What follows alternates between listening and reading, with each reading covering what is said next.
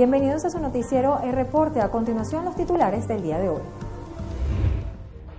La Organización de Naciones Unidas adoptó una resolución en la que emplaza al gobierno venezolano a aceptar ayuda humanitaria. El presidente Nicolás Maduro manifestó estar dispuesto a reunirse con su homólogo estadounidense Donald Trump. Iván Duque dijo a la Organización de Naciones Unidas que la región vive la crisis migratoria humanitaria más indignante de la historia reciente. El presidente de Estados Unidos, Donald Trump, aseguró que quienes escucharon su discurso en la ONU se rieron con él y no de él. En Brasil, el debate está marcado por la ausencia del candidato favorito en las encuestas, Jair Bolsonaro. Unas 4.000 personas marcharon para exigir justicia por la desaparición de los 43 estudiantes de Ayotzinapa. Fondo Monetario Internacional aumenta a $7.100 millones los 50.000 millones que aprobaron en crédito a Argentina. En espectáculos tenemos que el actor Bill Cosby fue condenado a una pena de 3 a 10 años de cárcel por agresión sexual. En deportes, los Navegantes del Magallanes y los Leones del Caracas calientan los motores con miras a la temporada 2018-2019. Y en especiales, la primera ministra de Nueva Zelanda hizo historia al llevar a su bebé de 3 meses a la Asamblea General de la Organización de Naciones Unidas. El Consejo de Derechos Humanos de la Organización de Naciones Unidas adoptó una resolución histórica sobre Venezuela en la que pide al gobierno que Nicolás Maduro acepte la ayuda humanitaria para solucionar los problemas de escasez de alimentos y medicamentos. El texto, propuesto por varios países latinoamericanos, entre ellos Argentina, Perú, Chile, Colombia y también Canadá, fue adoptado por 23 votos de los 47 estados representados en el Consejo. 17 países se abstuvieron y 7 votaron en contra, entre ellos China, Cuba y Venezuela.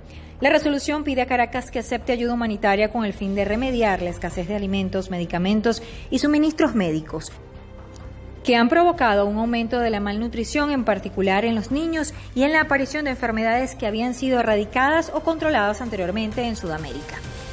El Consejo se declaró profundamente preocupado por las graves violaciones de los derechos humanos que se producen en el contexto de la crisis política, económica, social y humanitaria, tal como reveló un informe de Alto Comisionado de Derechos Humanos de la Organización de Naciones Unidas, publicado en junio de 2018. Previamente, el presidente Nicolás Maduro aseguró en el marco de la Asamblea General de la ONU estar dispuesto a reunirse con su homólogo de los Estados Unidos, Donald Trump, quien antes había dicho que no se descarta una opción militar para nuestro país. AFP trae el reporte desde Nueva York.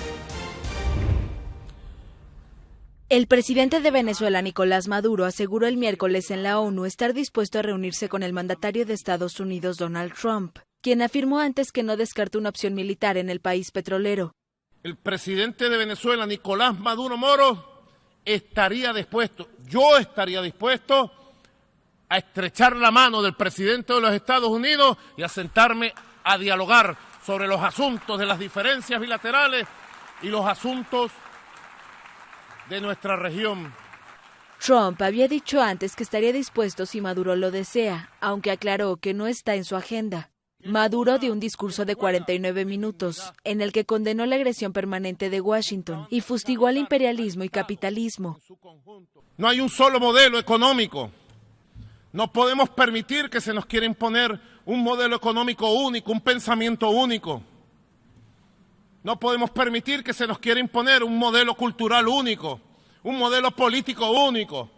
Maduro negó nuevamente en la ONU que en su país existe una crisis humanitaria o migratoria y aseguró que es un invento para invadir Venezuela y quedarse con sus inmensas reservas de petróleo, oro y gas. Mientras que los mandatarios de 6 países de América enviaron el miércoles una carta al fiscal de la Corte Penal Internacional, en la que piden que se investigue al gobierno de Maduro por crímenes de lesa humanidad desde el 12 de febrero de 2014 y se inculpe a los responsables.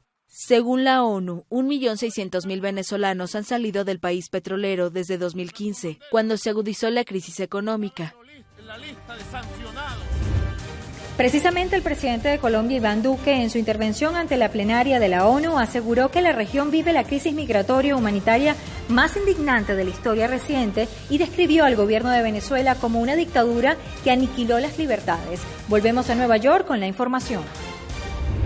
Si queremos que Colombia... El presidente de Colombia, Iván Duque, se presentó el miércoles por primera vez ante la Asamblea General de la ONU. El mandatario dedicó parte de su discurso a tratar la crisis en Venezuela, luego de llamar a la comunidad internacional a aplicar sanciones que asfixien al gobierno de Nicolás Maduro. Estamos viviendo la crisis migratoria y humanitaria más indignante de la historia reciente de la región por cuenta de una dictadura que aniquiló las libertades. Colombia recibió más de 1 millón de inmigrantes venezolanos en los últimos años e impulsa la creación de un fondo humanitario de emergencia para hacer frente al éxodo que llega desde el país vecino. La ONU asegura que aproximadamente 1.600.000 personas han emigrado de Venezuela desde 2015. Siguiendo con el debate de la Asamblea General de la ONU, el presidente de Estados Unidos, Donald Trump, aseguró que los dirigentes que presentaron su discurso se rieron con él y no de él. Veamos. La imagen llamó la atención. El martes, el presidente estadounidense Donald Trump comenzó su discurso ante la Asamblea General de la ONU alabando a su gobierno.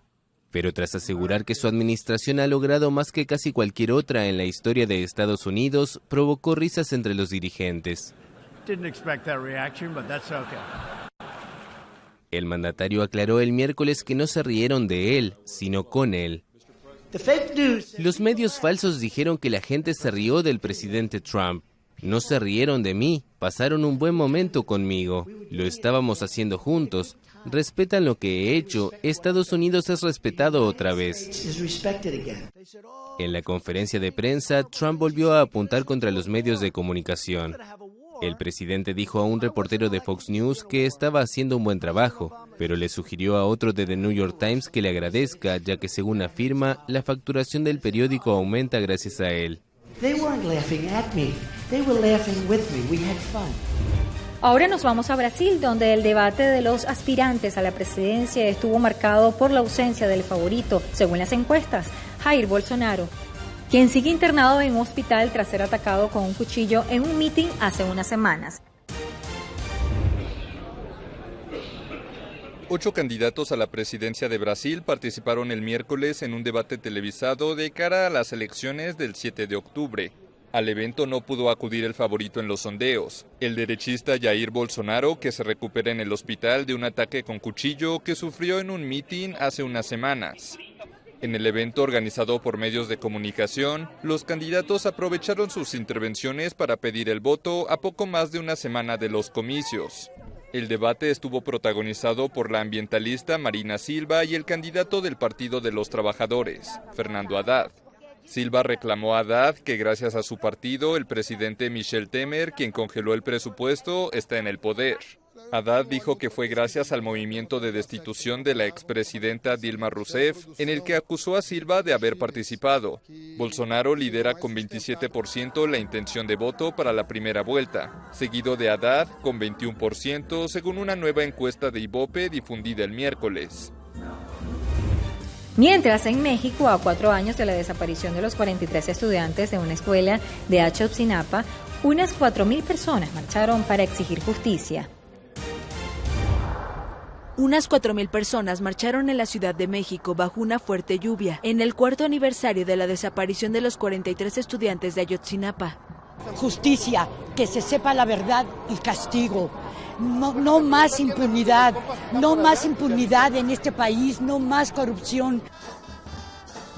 Antes, el presidente electo Andrés Manuel López Obrador se comprometió con los padres de los desaparecidos a crear una comisión de investigación, a partir de que tome posesión el 1 de diciembre. Nosotros pues esperamos que en realidad pues cumpla más que nada, ¿no? con el compromiso que hizo él con los padres de familia, porque pues ya queremos que este problema pues ya se esclarezca, la verdad. Ya es cansado, ¿no? Ya 4 años y no saber nada de nuestros camaradas. Según la hipótesis oficial, los estudiantes de Ayotzinapa del estado de Guerrero al sur de México estaban en Iguala apoderándose de autobuses para sus movilizaciones políticas, cuando fueron detenidos por policías locales. Los uniformados corruptos los habrían entregado a narcotraficantes, quienes los habrían asesinado para luego incinerar sus cuerpos y arrojar las cenizas a un río. Naciones Unidas y los expertos independientes designados por la Comisión Interamericana de Derechos Humanos, así como el equipo argentino de antropología forense y equipos extranjeros de investigación independiente, han rechazado tajantemente esa hipótesis.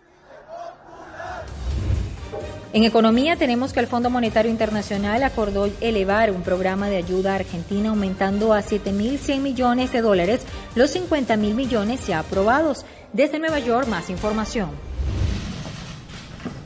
El Fondo Monetario Internacional acordó elevar su programa de ayuda a Argentina. El monto total del acuerdo stand-by se incrementa de 50.000 a 57.100 millones de dólares.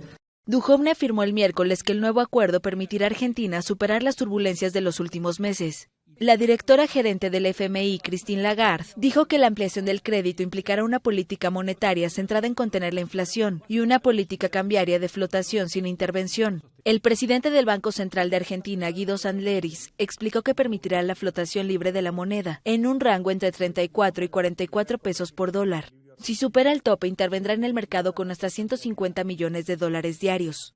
Originalmente, Argentina obtuvo un préstamo del FMI de $50.000 millones en junio y se le entregó un tramo inicial de $15.000 millones. Ante la falta de confianza, los mercados huyeron hacia el dólar y el presidente Mauricio Macri pidió al organismo un desembolso acelerado de los $35.000 millones restantes para frenar la volatilidad.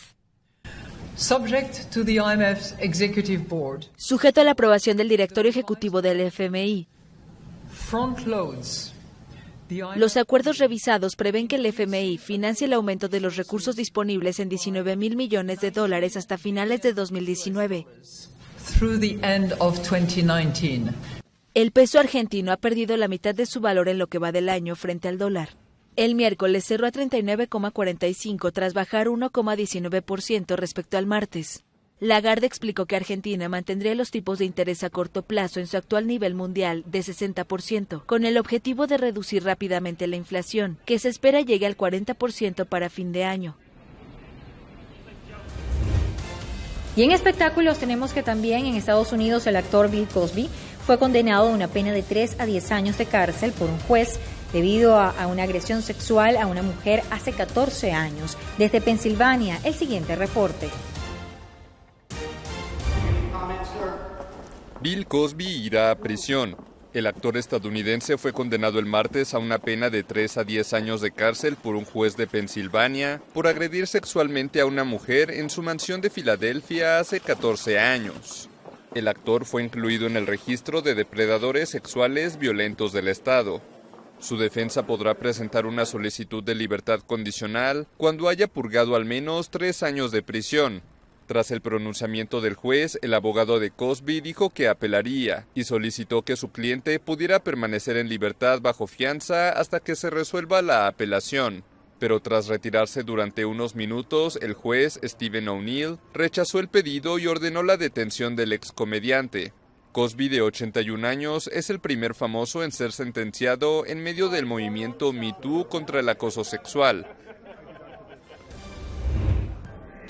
En deportes tenemos que los eternos rivales de la pelota criolla, los Navegantes del Magallanes y los Leones del Caracas, calientan los motores con miras a la temporada 2018-2019 de la Liga Venezolana de Béisbol Profesional que arranca el próximo 12 de octubre. Los eléctricos cumplieron su 10º día de pretemporada en Carabobo. Ya los Magallanes cuentan con el lanzador derecho Enderson Álvarez y el jardinero Moisés Colosante. Álvarez, con experiencia en las grandes ligas, tiene previsto lanzar uno de los juegos de exhibición que realizarán los turcos contra los Cardenales de Lara. Mientras en el Estadio Universitario de Caracas los melenudos continúan poniéndose a punto. Los lanzadores realizaron sesiones de bullpen, mientras que los jugadores de posición tomaron prácticas de bateo bajo las órdenes del coach de bateo Antonio Armas y su mano derecha Ramón Castro. Y para despedirnos les traemos la historia de Jacinda Ardern, la primera ministra de Nueva Zelanda, quien hizo historia al llevar a su bebé de 3 meses a la Asamblea General de la ONU en Nueva York, causando la sorpresa en los líderes mundiales. La primera ministra de Nueva Zelanda, Jacinda Ardern, de 38 años, llamó la atención el lunes al llevar a su hija de 3 meses al Salón de la Asamblea General de la ONU en Nueva York. En junio, Ardern saltó a la fama internacional al ser la segunda líder mundial en dar a luz en el cargo. La primera ministra llevó a su hija Neve a una reunión plenaria conocida como la Cumbre por la Paz de Nelson Mandela y estuvo acompañada también por su pareja. Antes de dar su discurso, Ardern dejó a su bebé con un chupón en la boca, en brazos de su marido Clark Gayford. La funcionaria regresó a trabajar el mes pasado después de una licencia de maternidad de 6 semanas. La primera mujer en dar a luz en un cargo de esa envergadura fue la fallecida primera ministra de Pakistán, Benazir Bhutto, en 1990. Los invitamos a que nos sigan a través de nuestras redes sociales @e.reporte y también a visitarnos en nuestro portal web www.ereporte.com.be.